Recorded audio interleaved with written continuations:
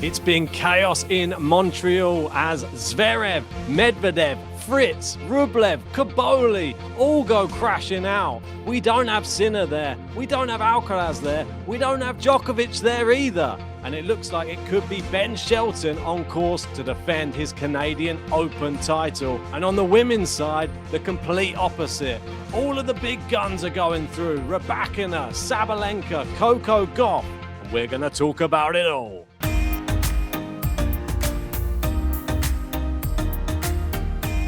That's right, Ben. We are in Canada and we're back for another podcast.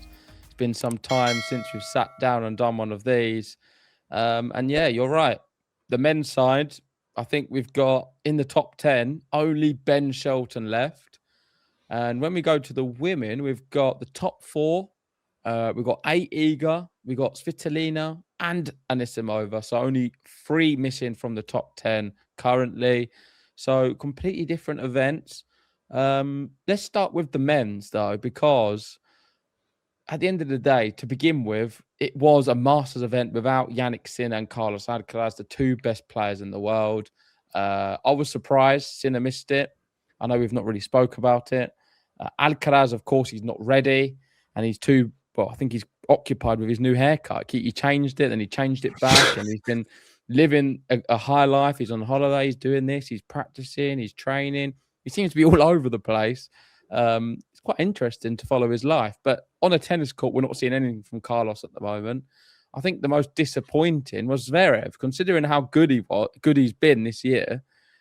He would have been the favourite for the tournament. And he just lost against Talon Griekspoor, of all players. Yeah, surprising loss. Griekspoor having a tournament that is actually pretty good. He can turn up on occasion, but Zverev doing his sort of same old. He doesn't seem very bothered that he's gone out of this event. Maybe that's due to the fact that some of the big players aren't even choosing to play the event. You'd think that would give him a little bit more of an impetus to go on and win another Masters, but he said, oh, well, I've already won like 7 Masters, so he's not that bothered about it. Now he's a Grand Slam champion. It could go one of 2 ways. Maybe he's now only focused on Grand Slam titles, knowing he's won already so many Masters. But you still got to turn up at these. If you're the number 1 seed, you're expected to go deep in the tournament, I would say. And he's turned up here. It's not like Taylor Fritz. I mean, you could maybe give Taylor Fritz a little bit of a break. He just came off a win in Washington. Good title win over what I think, even though he won the title, the big standout performance was Rafael Nadal in that tournament as well. I think Nadal is showing up on the big stage, and he's done it now on a hard court as well. And I think we should speak about him for a little bit. Yeah. Because Nadal, in this very topsy-turvy world that we're having at the moment, where we don't get Jannik Sinner, we don't get Djokovic, Alcaraz injured, it's nice to have some consistency of a young player who's playing out of his skin. And he's just gone past Lorenzo Musetti yet again and done it in convincing fashion. Guy in your top 10, Lorenzo Musetti, not having the best of times at the minute, but Nadal, I don't think either of us had him in our top 10. Maybe it's for the one that got away. Well, we didn't really know who he was. Exactly. Definitely the one that got away. Bobs because he played in the next gen finals and beat Landaluce. So after that, I was like thinking, I picked the wrong Spaniard, and I instantly wanted to change it. But we did the podcast a week too soon. If we did that episode 1 week later, I would have had Nadal over Landaluce. So that's frustrating. But I agree with you. I think he is the real consistent performer on the men's. Taylor Fritz, he's part of the old gen now. And I think he is a fantastic player who's got a really high ceiling. I think physically, he's had his injuries and his problems. And with that, we're not going to see a great level from him week in, week out. He won last tournament, this tournament, not been able to turn up.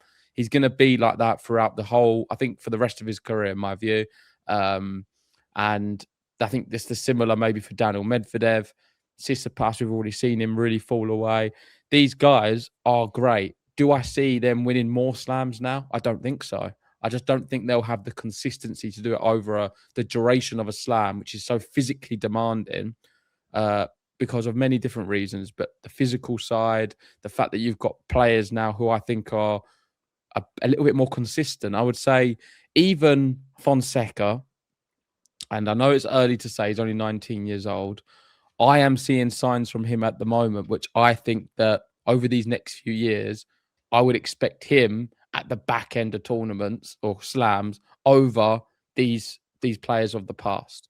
Zverev is a little bit of an exception because I think he's maintained his level, his top level, and improved it slightly. And the big players haven't been here, so he's been able to capitalize. The moment Sinner and Alcaraz are back, though, I don't see him getting in the conversation. And the only people I see to get in the conversation will be your Rafael Haddad, maybe your TNs, Fonseca, Mensik, the younger players. And there's a group of maybe 6, 7, 8 of them who I think 6, 7, who I think can do some damage. Of course, it always creeps in there, doesn't it? The old 6, 7. But yeah, I'm glad that you mentioned Lerner Tien on there as well. A player that still growing, but still very young. Arthur Fees, sorry, that's the one I missed. Yeah, but Arthur Fees is massive. Definitely. I think he's quality. Very, very good player. And you've got to have them all in the conversation. It's interesting to see the way that they're playing their career at the moment. Like, obviously, they're still very, very much like in the growing stage, like your Fonsecas, your TNs. Obviously, we group them together because they sort of just always be pitted against each other in all these draws, and they're similar ages. But you've got Fonseca playing exhibition tennis during the season with the UTS, and then we've got Lerner Tien doing something which I know that you're not very proud of. You don't like when players do this, which is gushing about some of their idols whilst they're playing them on a tennis court. Lerner Tien, after he beats Gael Monfils, he goes up and goes and gets an autograph from Gael Monfils on the tennis court, gets him to sign a tennis ball. And he said, it's my first time asking for an autograph. And there it is. So he's got himself probably one of his idols growing up. Okay, let me correct you quickly with that because I agree. I've said that in the past, but there's a difference between getting an autograph after just losing to a player and getting an autograph after just winning. I used to get a bit frustrated with your Seb Corders, who were just getting so mesmerized by Rafael Nadal. They would turn up, just look at him in awe, lose, and then wait for his T-shirt afterwards. Come on, you need to have a little bit more about you, I think. I understand he's an icon. Do it behind closed doors. Don't make it such a big public thing. You need to be going out there and battling and trying to do your best. If you go out and beat one of your idols, then I think it's a little bit different. So I'm not going to be so harsh on that. Just for the record. Okay, that's good to know. And Lerner Tien, it was the old versus the new against Gael Monfils. And Monfils sort of in the twilight. This is going to be his final year on tour as well. So probably the last time you're ever going to see him in Canada playing tennis. So hopefully the crowd got their money's worth. Obviously, he's a fan favourite. He packs the stands.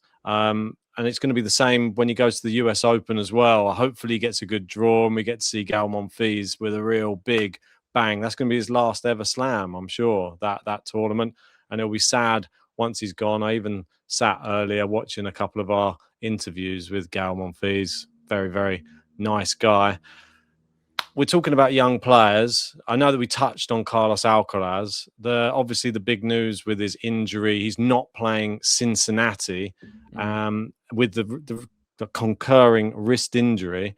What do you make of it? Do you think that this is something which is going to have him miss the US Open, or is he? Even if he plays the US Open, will he even be competitive at the US Open? That's what I want to get your thoughts on that. I think he will be because I've seen him on a lot of practice courts. He keeps messing around with his hair. It's long 1 minute and he's got braids and he's doing this. Changed now. Okay. Yeah, it lasted 2 days, that one. But I don't know. I feel like I think he's going to be back and he's going to be fighting and he's going to be, if anything, this little rest he's got for his body is only going to help him long term. It's a very clever thing he's done, I think, taking this time off, because some players would rush back. He's seen what's happened with Rafael Nadal when I think he's rushed back on some occasions. I saw that on the documentary, really. It's interesting to see behind the scenes.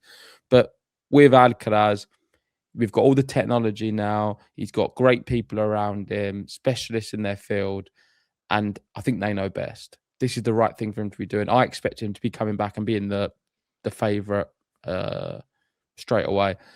We could see before, say, a US Open and play an event in which he's not good. Pardon? Cincinnati's the last one, so it will be straight into the US Open. He's not playing Cincinnati. But is there not going to be anything in between at all? No, like even a smaller tournament. I don't believe so. So he'll come and play straight away the US Open. 5-set matches straight away, and he's defending champion at the US Open. Okay, in that way, then I think maybe slightly differently with that information. I think I would expect him to be back, but I think it's going to take him some time. If he's got a nice draw in a Grand Slam, you can be afforded maybe 3 matches at the start where you can find a level. But I would probably say that Sinner in them situations, without the match fitness, getting straight back into the heat of the battle, would be the favourite. But I think Alcaraz can still push everyone. Yeah, I'm not going to try and be too doom and gloom, but I reckon there is a lot more going on behind the scenes than everybody is aware of. And I think that they're really taking a lot of caution with him coming back to full fitness with this wrist injury. We've seen Dominic Thiem obviously never really ever came back. And we don't want to see someone with his potential come back too early and then destroy the wrist, which we know for him is one of the biggest things in his whole game, is his crazy grip, his massive torque that he puts on his wrist for massive speed on his forehand. If he comes back too early and he goes for big shots, but you don't want to see him come back too early and he's not going for shots either, because he's aware that it's not fully fit still. So that's why don't be surprised if we get the big announcement, I think, that he pulls out of the US Open as well. Let's wait and see. I think if he plays it, he will be playing it because he thinks he can go on and win it and go deep. For sure. So let's wait and see. But he's not playing right now. Let's focus on Montreal. Yeah. I've already said I think Hadar's my favourite from this position. What about for you? The interesting thing, he does have a tough match coming up. Yeah, he does have a tough match. I actually quite liked the way Ben Shelton just dispatched of Zizou Bergs earlier on this evening. Very, very like Zizou Bergs been playing some fantastic tennis of late, but he made it look super easy. And when they asked him after the match about his serving, they're like, "Is that one of the best serving performances you've ever had?" He was like, "Oh, not even close." He said, I don't think I even served that great," but he was winning, I think, 65% of his first serve points, but he was about, or it was the other way around, like 80%, and there was 65% in. But Zizou Bergs weren't very good. Well, wasn't very good. It was 45% of his first serves in. You have to serve well against Shelton to get anything on the board. All the rallies were short. There was the maximum. I think they had 2 rallies over 9 shots in the whole match, which is, it's ideal for Shelton. Short points, big hitting, and I think that he could be fancying going on to defend his title. And because there's no big names really left in. I mean, Hadar, I'd say, probably is one of the bigger names. Fees, I'd say, one of the bigger names. And it's a bit of a shock that none of the top 8 players in the world are in the quarterfinals. And this is quite a good tweet. If you go back to 2009, where all of them made the quarterfinals, this is the who's who: Federer, Tsonga, Murray, Davydenko, Roddick, Djokovic, Del Potro, Nadal. I mean, how's that for a quarterfinal? Sign me up. Can we get those guys back? Yeah, I know. It is insane, really, when you look at that and the, well, we're not there yet, but the 8 we'll be left with. Just a quick one. So you're saying Shelton's your one to watch? Is he your favourite from this position? That's your pick to win it. Of course, he's the highest seed, so it's predictable. Ben really going for the highest ranked player. If he is to win, he would go just behind Novak Djokovic, overtake Medvedev, would go 6 in the world. for me, it's Rafael Hadar, but the big matchup is against Lehechka. That's who he's playing next. I think that's a really horrible one. They've never played each other before. I would say whoever wins it, for me, is my favourite to go on and win the whole thing. And I'm backing Hadar. I really like that. I think Hodar is a very easy person to get behind right now just because of the passion and just the way he plays tennis is all out attack. I absolutely love watching him play. Alex de Minaur needs to go and have another look in the mirror at the minute, which is really sad. He lost this match from this position.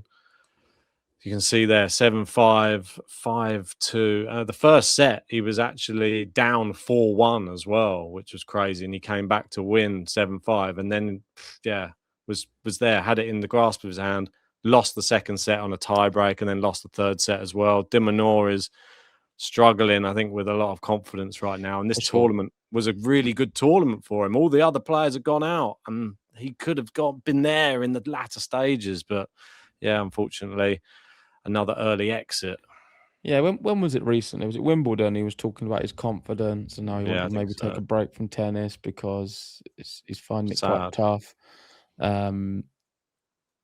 He did get married though, right? Just during Wimbledon for the fight, like on the day of the final, which I find a little bit peculiar. We're not talked about it because why would you book a wedding? Why would you enter a Grand Slam then and have a wedding booked for the day of a final? Like, surely your the whole intention you entering is to try and get there. I think you need to have a little bit more belief. For me, that's someone who's saying, "Well, I don't think I can win it." Maybe his confidence that shot that he just literally was just like, or maybe Katie booked it. No, but I'm sure there would have been the possibility, like if of course he got to the final, they'd have had to have moved the wedding. But yeah. And I think he's got enough money to do that. So maybe it's a story about nothing. But I don't know. I found that a little bit strange. Let us know what you guys think in the comments section. I think confidence is exactly what you've said. Like, it sums it up perfectly. He is a man who's lacking a little bit of confidence and belief in his game. His game is excellent. We know he's got a great level in there. Should have got that one over the line against Norrie. But sometimes it's just these things happen. And when you start getting a bit down on yourself, they happen more regular, and it's difficult to sometimes stop it from keep rolling on. He just needs one big victory, and I think he'll be okay. Yeah, I think the problem that he's had is when he's finally thinking he's getting somewhere, and he comes up against like the likes of Alcaraz or Sinner again, he just gets pummeled. You just confidence just dips again. Like, how far away am I from the top of the sport? Like, that must be demoralizing. I mean, Zverev had it. I mean, he was lucky that he didn't have to play them at Roland Garros, because he might have been facing the same mental torture that Alex de Minaur has, where you play the big guys and you're not even close. Yeah, but you got to just stick in there, because look what's happened with Zverev. It's helped him in the end. Exactly. Just being there or thereabouts, and he's had his opportunity and taken it. Exactly. Let's go over to the women, where we've got pretty much all of the big seeds still in. The big exit, or two really big exits, I thought, was Mira Andreeva, who is the Roland Garros champion, and then the Wimbledon champion, Linda Noskova, who lost. What happened so there? two exits I wasn't expecting. The Andreeva one is against one of my favorite players, Leylah Fernandez. Yeah. And it's in Canada. Maybe this is a year where she gets inside the top 10, but I don't think so. I think there's too many top players around this year where I don't think she'll be able to do it. But still, massive victory for her.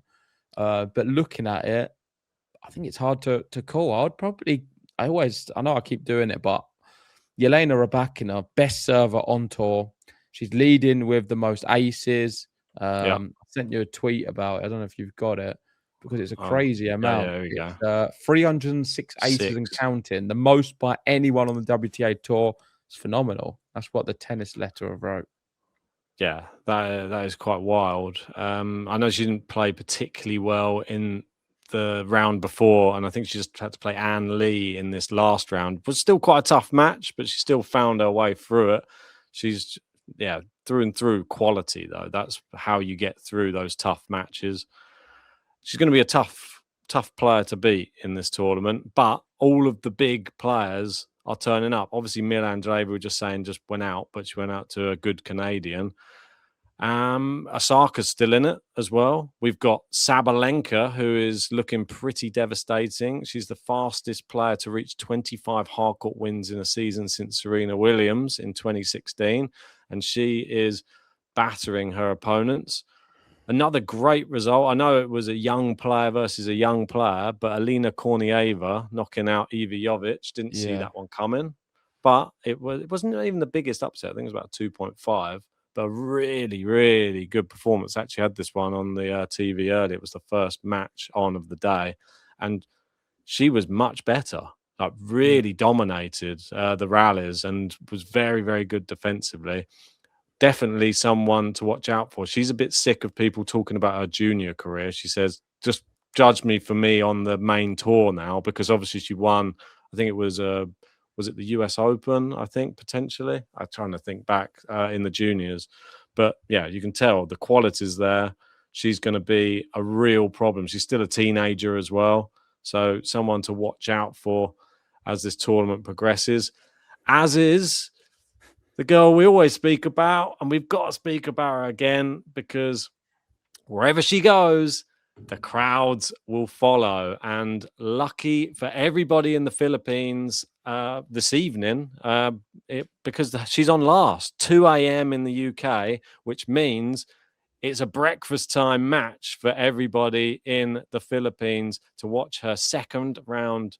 Is it second or third round? I think match, her second match of the tournament. Anyway, yeah, she had a bye the first round. Yeah, against McNally. So She's she went through. now, Eala.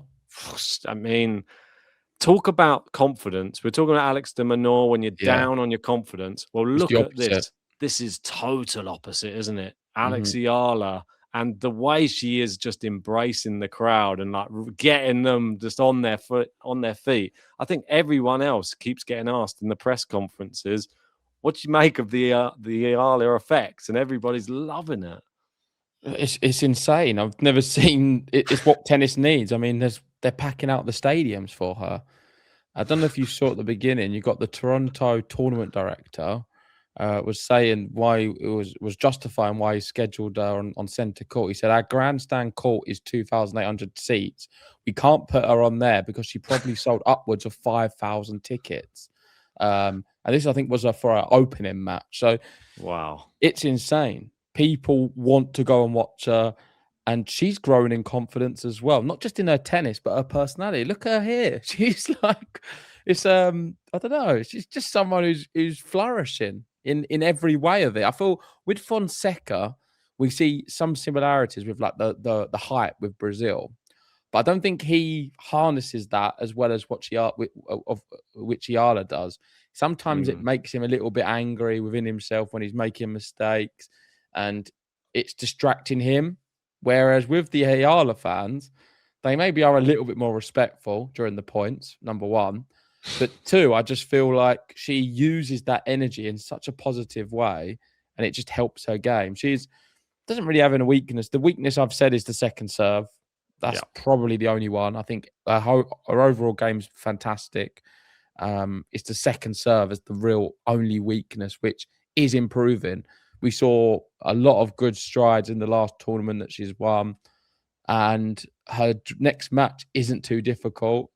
You'd have to remind me who it is, but I know it was a player. It was who beat Noskova, McNally. Yeah. And if she is to win this tournament, I know I'm getting ahead of myself, she would have 3,096 points, which would put her 12th in the world. She's currently at a career high. Just win a few more matches, and she's going to keep getting a new career high every week. And what a brilliant thing for the tournaments as well. I know you were saying about the tournament directors and everybody that they're struggling to get people to come watch tennis, like in some of these matches. Definitely. And we saw at Wimbledon some empty courts. Yeah, exactly. And when she comes along, they must be thinking, oh, this, praise the Lord. Alex Eala is here with her, I'd say it's like a stadium load of supporters that just come everywhere around the world to watch her, and this is her first match ever in the Canadian Masters, and she's there. And Listen, it's a bigger buzz than Raducanu, and it's deserved because she's a better player than Raducanu.